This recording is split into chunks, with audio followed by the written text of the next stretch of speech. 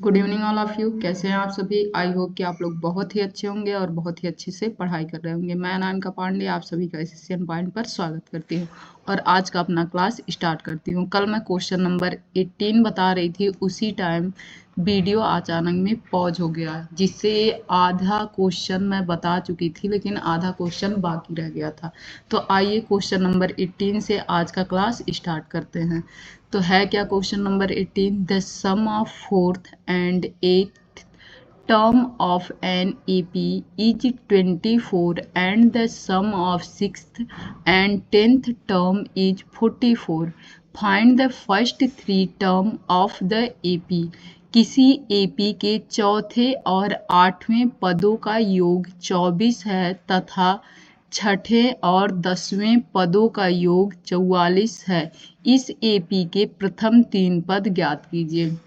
तो क्वेश्चन में कुछ पदों का योग दिया गया है, कुछ टर्म्स का योग दिया गया है, जैसे फोर्थ टर्म और एट्थ टर्म का योग जो है आप लोगों को 24 दिया गया है और sixth term and 10th term का जो योग है वो आप लोगों का 44 दिया गया है और यहीं से हम लोग इसे सॉल्व करना स्टार्ट करेंगे। तो आइए सॉल्व करते हैं। हम सबसे पहले क्या लिखेंगे कि fourth term and eighth term का योग लिखेंगे। तो जो हमारा फोर्थ टर्म हो जाएगा वो क्या होगा, A4 प्लस एट्थ टर्म क्या हो जाएगा, A8 इज इक्वल टू कितना दिया गया है, 24। यहाँ हम लोग लिखेंगे जो हमारा सिक्स्थ टर्म है उसे हम क्या लिख सकते हैं, A6 प्लस और क्या लिख सकते हैं, A10। इन दोनों का सम कितना दिया गया है, 44। अब A4 की वैल्यू आप लोगों को पता है कि क्या होता है, A प्लस 3D, फिर प्लस में A8 की वैल्यू आप लोगों को पता है क्या होता है, A plus 7D is equal to 24।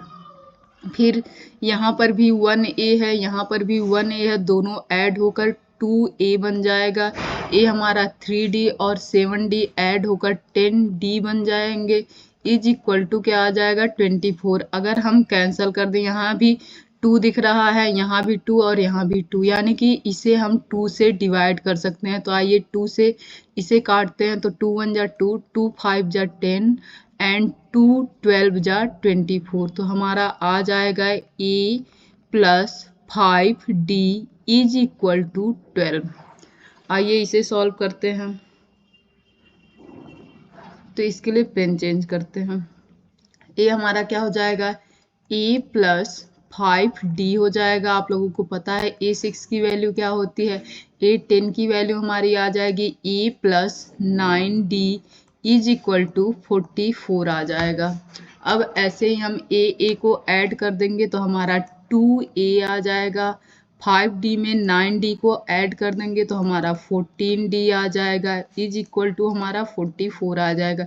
यहाँ पे 2 से डिवाइड हो सकता है तो हम 2 से डिवाइड करेंगे। 2 1 जा 2, 2 7 जा 14 होगा और 2 22 जा 44 हो जाएगा। तो हमारा यहाँ आ जाएगा A plus 7D is equal to 24। इसे अगर हम 2 मान लें और इसे अगर हम 1 मान लें तो हम क्या करेंगे, 2 माइनस 1 करेंगे। क्या करने वाले हैं हम लोग, तो 2 माइनस 1 करेंगे। तो आइए सबसे पहले 2 लिखते हैं, A plus 7D is equal to, यहाँ पेन चेंज करते हैं,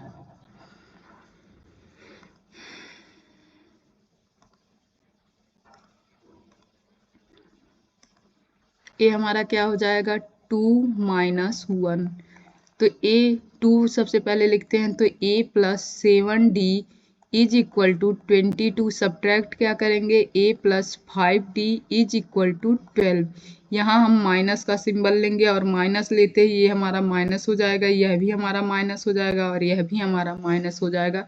A से A सब्ट्रैक्ट होगा, कुछ नहीं आएगा, 0 आ जाएगा। 7D से 5D सब्ट्रैक्ट होगा, 2D आ जाएगा और 22 में से 12 सब्ट्रैक्ट होगा तो हमारा आ जाएगा 10। और यहाँ से जो D की वैल्यू आती है वो D की वैल्यू क्या हो जाएगी, D की वैल्यू हमारी हो जाएगी 5। और इसे डिवाइड करेंगे और d की वैल्यू हम 5 लिख देंगे। तो d हमारा कितना आ गया, 5 आ गया। अब हम यहाँ d की वैल्यू रख के a की वैल्यू भी निकाल सकते हैं। तो आइए यहाँ पर d की वैल्यू रखते हैं।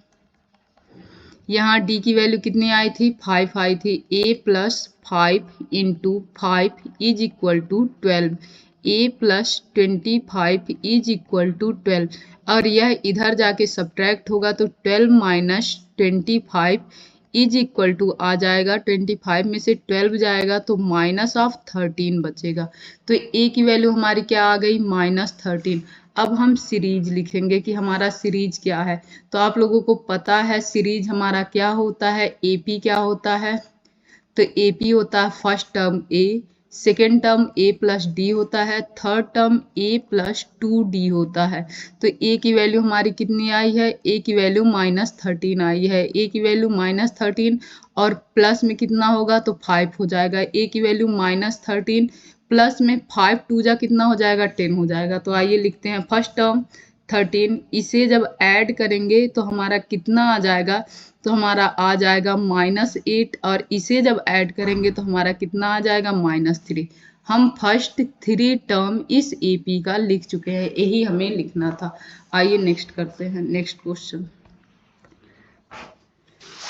तो नेक्स्ट क्वेश्चन क्या है कि Subbarao started work in 1995 at an annual salary of ₹5,000 and received an increment of ₹200 each year.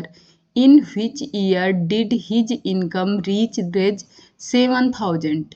Subbarao ने 1995 में 5,000 के मासिक वेतन पर कार्य आरंभ किया और प्रत्येक वर्ष 200 की वेतन वृद्धि प्राप्त की। किस वर्ष में उसका वेतन 7,000 हो जाएगा। तो आइए पहले देखते हैं क्वेश्चन में क्या कहा गया है। क्वेश्चन में ये कहा गया है कि सुब्बाराव जब अपना काम वर्क स्टार्ट करता है तो उसे वेतन 5,000 मिलते हैं। अब पहले साल तो उसे 5,000 मिला, लेकिन दूसरे साल उसे 5,200 रुपये मिले। कितना मिला, 5,200 रुपये। तीसरे साल उसे कितना मिला, 5,400 रुपये मिला। क्यों, क्योंकि हर साल 200 रुपये बढ़ते गए। और चौथे साल उसे कितना मिला, तो 5,600 रुपये मिले। ऐसे हर साल वेतन बढ़ता गया और कुछ सालों के बाद यह वेतन 7,000 हो गया। हमें यही निकालना है कि कितने साल के बाद ये वेतन 7,000 हुआ है। अगर अब आप लोगों को क्वेश्चन समझ में आ गया होगा, क्वेश्चन समझते समझते ये भी समझ में आ गया होगा कि हमें एक AP सीरीज मिल रही है। यहाँ पर देखिए कितने का कॉमन डिफरेंस है, कितने का डिफरेंस है, 200 का। यहाँ पर कितने का डिफरेंस है, 200 का। यहाँ पर 200 का। हमें क्या मिल गया, AP मिल गया। और इस AP में पूछ रहा है ये जो 7,000 है ये कौन सा टर्म है।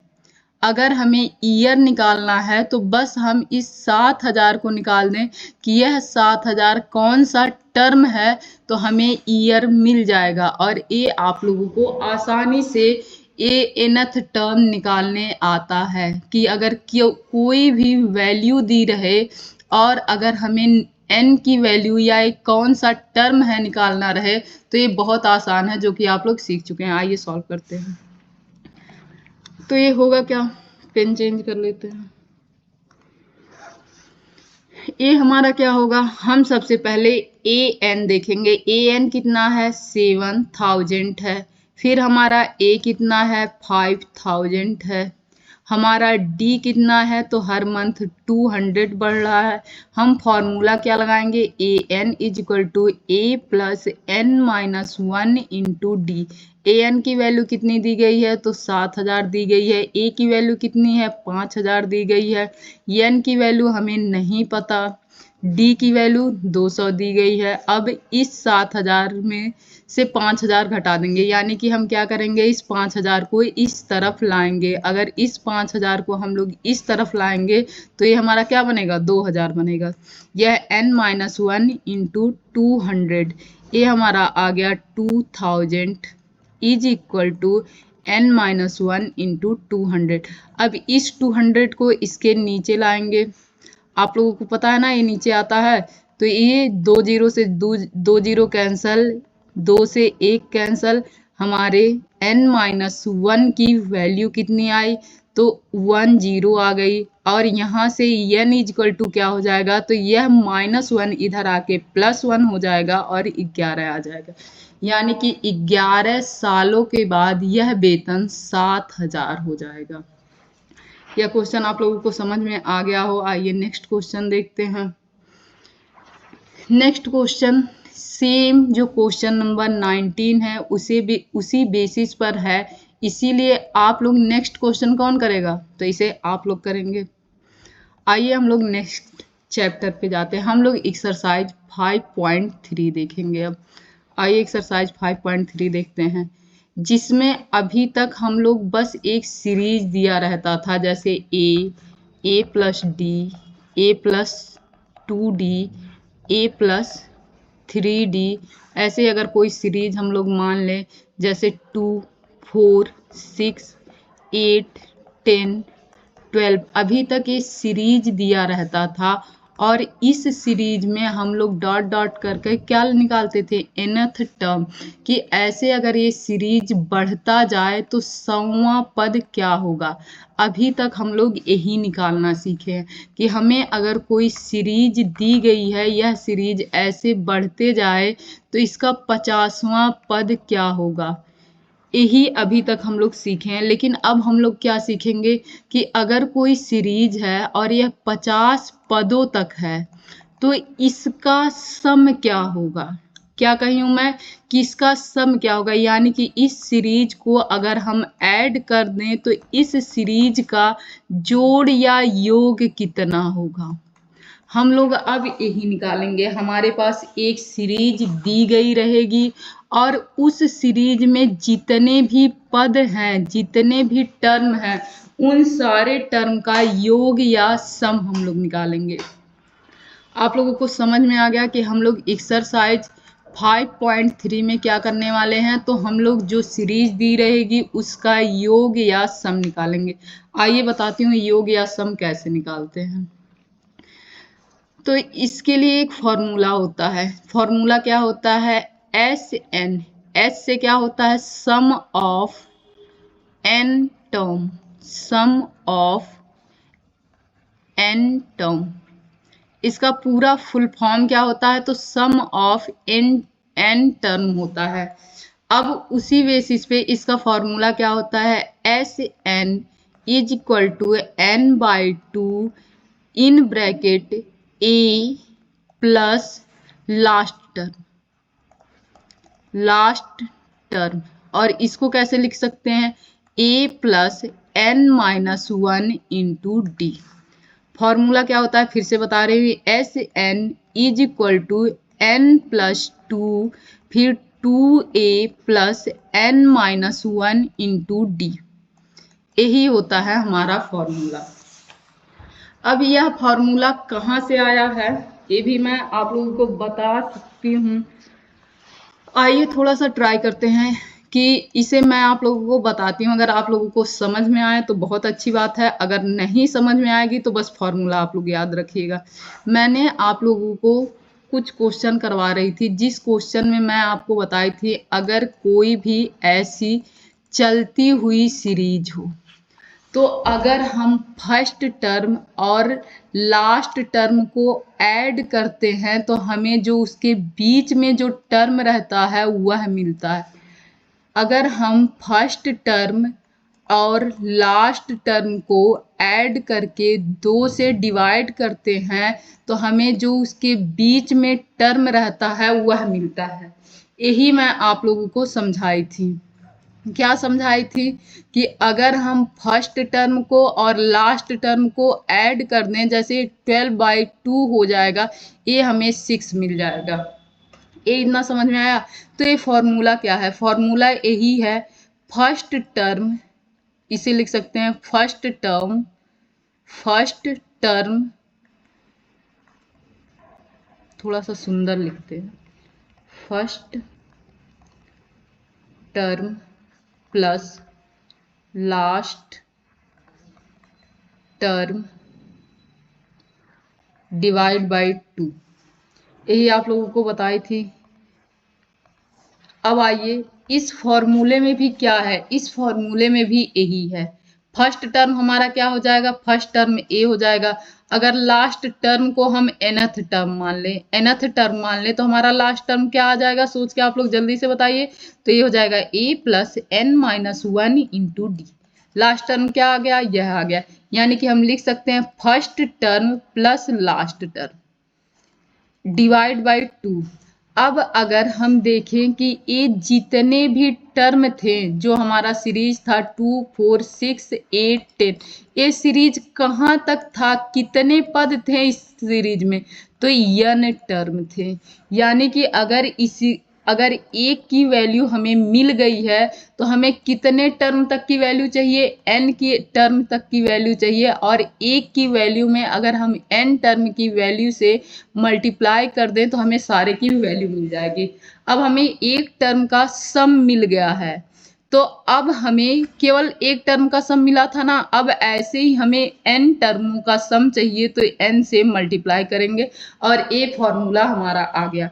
आइए इस फॉर्मूले को पूरा लिखते हैं। तो ये हमारा फॉर्मूला क्या बनेगा, n बाई 2, a की वैल्यू a है, l की वैल्यू हमारी जो लास्ट टर्म थी उसकी वैल्यू क्या थी, a plus n minus 1 into D. अब इसे ऐड करेंगे तो n बाई 2, 2a प्लस में n माइनस 1 इंटू डी। ये आ गया ये फॉर्मूला। मैं अभी तक आप लोगों को क्या बताई हूँ कि यह फॉर्मूला आया कहाँ से है, लेकिन अगर आप लोगों को इतना ना समझ में आए तो कोई दिक्कत नहीं है। आइए जो चीज इम्पोर्टेंट है उसे लिखते हैं।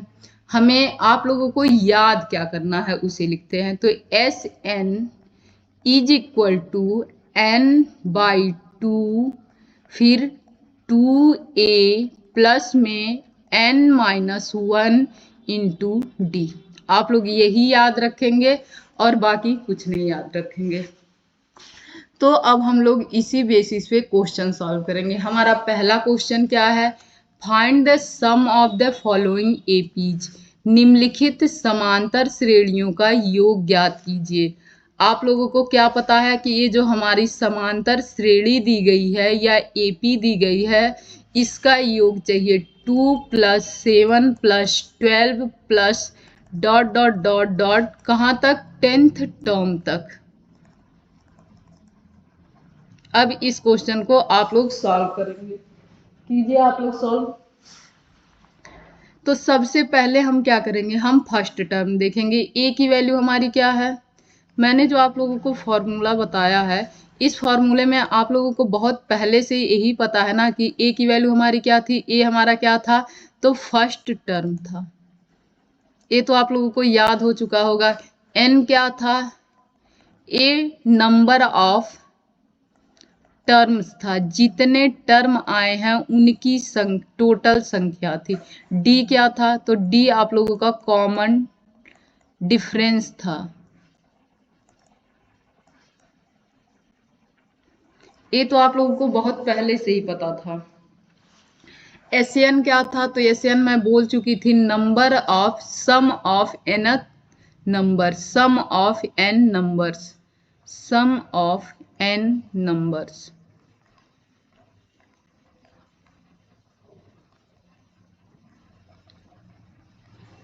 अब आइए क्वेश्चन पे आते हैं।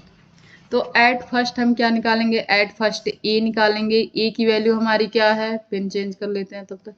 ए की वैल्यू हमारी कितनी दी गई है, तो ए की वैल्यू 2 दी गई है। हम इसके बाद डी निकालेंगे। डी में क्या करते थे हम लोग, second term minus first term करते थे, इस वे पे हमारा डी आता था। डी हमारा कितना आ गया, तो डी हमारा 5 आ गया।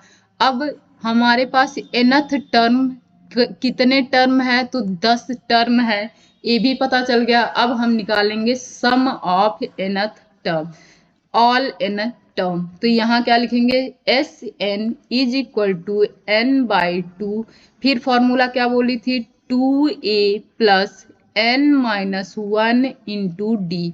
ये हमारा फॉर्मूला था। तो हमें एस एन की वैल्यू के लिए n कितना दिया गया हमारा, तो 10 दिया गया है, डिवाइड बाई 2। 2 के जगह पे 2 ही रहेगा। a की वैल्यू कितनी दी गई है, 2 दी गई है। n की वैल्यू कितनी हमारी दी गई है, तो 10 माइनस 1 दी गई है, n की वैल्यू 10 दी गई है, d की वैल्यू कितनी है 5 है, और इसे सॉल्व कर देंगे। तो यहाँ से 2 से 10 डिवाइड होगा, कितना आएगा 5 आ जाएगा। यहाँ 2 2 जा, यहाँ मैं उम्मीद कर रही हूँ कि आप लोग बोल रहे हैं, मैं इमेजिन भी कर ले रही हूँ। ए कितना होगा 9 5 जा 45 होगा, और जब इस 45 में 4 ऐड कर देंगे तो हमारी वैल्यू कितनी आ जाएगी, तो ए आ जाएगी 49, और 49 में किससे मल्टीप्लाई करेंगे 5 से मल्टीप्लाई कर देंगे, हमारा आंसर आ जाएगा। तो 4 9 जा कितना होता है 45, 4 2 जा 4 और 5 जा कितना होता है तो 20 होता है। 20 में हम लोग 4 ऐड कर देंगे, कितना आ जाएगा तो ये 24 आ जाएगा। यही हमारा आंसर है। यानी कि यह जो सीरीज दी गई है इसके सारे पदों का जो सम है वो कितना आ गया, SN इक्वल टू कितना आ गया तो 245 आ गया। आइए नेक्स्ट करते हैं। नेक्स्ट क्वेश्चन आप लोग ट्राई करिए, या तो मैं ही बताती हूँ, क्योंकि इसके बाद का नेक्स्ट क्वेश्चन आप ही लोगों को करना है। एक क्वेश्चन आप लोग करेंगे।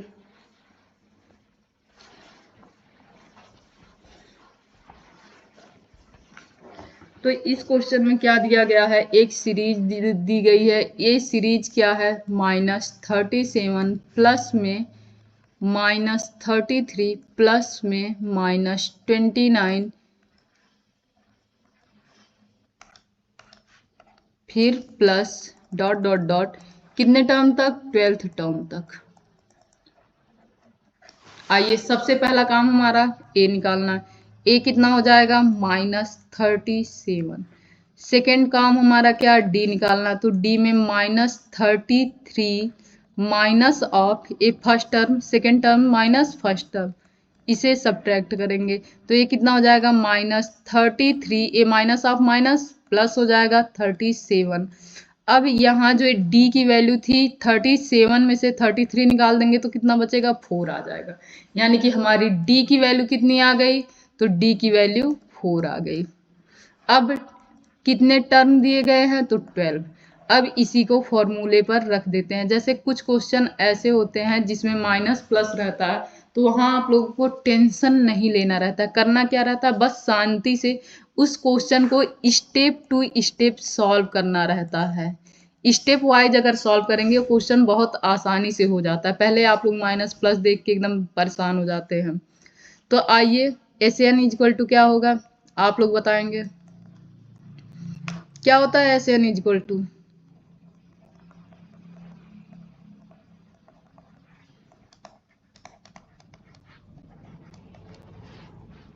अब यहाँ पर हम लोग वैल्यू रखना शुरू करेंगे। n की वैल्यू कितनी दी गई है 12/2, फिर a की वैल्यू हमारी कितनी है -37, फिर n की वैल्यू हमारी कितनी दी गई है 12 - 1, d की वैल्यू कितनी है 4 दी गई है। अब इसे सॉल्व करेंगे। 2 से डिवाइड किए, कितना आया 2 से डिवाइड करते ही 6। इसे आप लोग सॉल्व करेंगे तो a कितना आ जाएगा माइनस का 74। कैसे करते हैं, 2 7 जा 4 आ जाएगा, 2 3 जा 6 1 ए 7 हो जाएगा, फिर प्लस में 8 12 - 1 11 हो जाएगा, 11 इंटू 4 कितना हो जाएगा 44 हो जाएगा, 6 इंटू -74 ए कितना मल्टीप्लाई होके होगा तो ये 44 हो जाएगा। और इस 44 से जब हम लोग 74 में सब्ट्रैक्शन करेंगे तो हमारा कितना आ जाएगा, तो ये 30 आ जाएगा। 4 से 4 गया, 7 में से 4 गया 3 आ जाएगा। और इसे जब हम माइनस में छोड़ दें, इसे जब हम लोग मल्टीप्लाई करेंगे तो ये -180 आ जाएगा। कितना आया -180 आया। यानी कि जो हमारा एक टर्म दिया गया था इनका पूरा सम कितना आया तो -180 आ गया। आइए नेक्स्ट क्वेश्चन। अब यह भी क्वेश्चन पॉइंट में है तो आप लोग देख के सबसे पहले परेशान होंगे कि इसे कैसे करेंगे। तो इसे कुछ नहीं बस शांति से करना है, इसे शांति से आप लोग करेंगे और यह क्वेश्चन सॉल्व हो जाएगा तो अच्छी बात है, नहीं सॉल्व होगा तो आप लोग कीजिएगा कमेंट, मैं सॉल्व करवाऊंगी।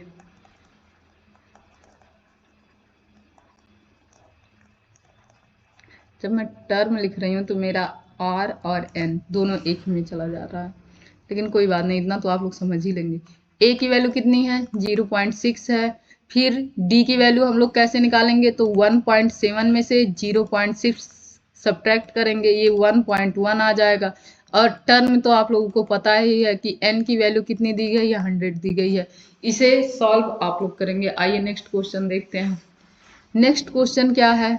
वैसे ये भी आप लोग कर सकते थे, लेकिन आइए मैं ही करवाती हूँ। तो ये क्या है? 1/15 प्लस में 1/12 प्लस में 1/10, फिर ऐसे ही प्लस प्लस प्लस कितने टर्म तक? 11th टर्म तक। फर्स्ट टर्म हमारा कितना दिया है? 1/15। डी हमारा कितना दिया गया है? तो second term minus first term, और इसे सब्ट्रैक्ट करेंगे तो आप लोगों को पता है इन दोनों का एलसीएम कितना होता है? 60 होता है। कितना होता है? 60। कितनी बार में 60 आएगा? तो 5 बार में 60 आएगा। 12 25 60, तो यहाँ 5 से मल्टीप्लाई होगा, माइनस यहाँ कितनी बार में 60 आएगा? तो 4 बार में 60 आएगा। 15 चौक 60, तो यहाँ कितने से मल्टीप्लाई होगा? 4 से। ये हमारा क्या आ गया? 1/60, यानी कि डी की वैल्यू कितनी आई? 1/60 आ गई। एन की वैल्यू कितनी दी गई है? तो 11। अब आइए क्वेश्चन सॉल्व करते हैं। पेन चेंज करके फॉर्मूला कौन बताएगा?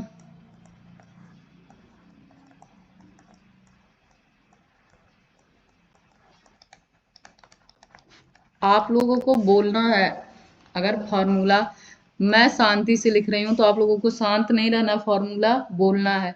ये कितना होगा? 11/2, फिर 2 इंटू ए की वैल्यू कितनी थी? 1/15, फिर प्लस में n की वैल्यू 11 माइनस 1, डी की वैल्यू 1/60। अब इसे सॉल्व करेंगे तो ये हो जाएगा 11/2। ए कितना हो जाएगा? 2/15। ए कितना होगा? तो 10 यहाँ सब्ट्रैक्ट हो जाएगा ना, तो 10 आ जाएगा। 10 से इसमें मल्टीप्लाई करेंगे तो 10 हो जाएगा। 10/16। अब इसे सॉल्व करते हैं तो दोनों जगह हम क्या करेंगे? 16 लाएंगे। तो इसमें अगर 4 से मल्टीप्लाई कर दें ऊपर नीचे तो दोनों जगह 16 आ जाएगा। तो इसे हम लोग लिखेंगे 11/2 इंटू ए कितना हो जाएगा? 8 डिवाइड बाई 16, फिर यहाँ 10/16। अब डिनोमिनेटर सेम होते ही न्यूमरेटर आसानी से ऐड हो जाता है। तो 11/2 इंटू इन दोनों को ऐड करेंगे तो 18/60। अब यहाँ लिखते हैं, ये हमारा आ गया है 11/2 इंटू 18/60 को अगर हम 3 से डिवाइड कर दें, 3 से नहीं हम लोग 6 से डिवाइड करेंगे तो 6 3 जा 18 होता है, 6 1 जा 6 होता है। तो ये हमारा ऊपर 3 आ जाएगा, नीचे 10 आ जाएगा। तो हम यहाँ क्या लिखेंगे? 3 डिवाइड बाई 10। और इसे जब हम लोग सॉल्व करेंगे तो हमारी वैल्यू कितनी आएगी? 33/20। और यही जो हमारा क्वेश्चन था, इसमें जितने 11th टर्म बन रहे थे सबका सम 33/20 आ जाएगा। चलिए इस क्लास को यहीं विराम देते हैं। आप लोगों को अगर वीडियो पसंद आए तो प्लीज़ लाइक शेयर सब्सक्राइब ज़रूर कीजिए, और ऐसे ही अच्छे से मैथ को पढ़िए। इससे आप लोगों को मैथ आ जाएगा। बहुत बच्चों को मैथ नहीं आता है, मैथ का ABCD नहीं आता है। तो थैंक यू।